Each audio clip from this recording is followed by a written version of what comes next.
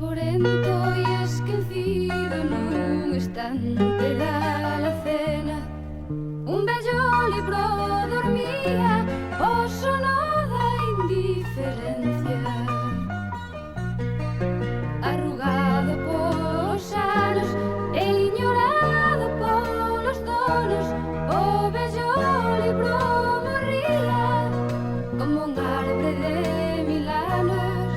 Pero un bo día o destiño dixo que o libro caera nas mans dun rapaz moi novo, falto de historias bellas, pasando folla a folla daquel antigo tesoro.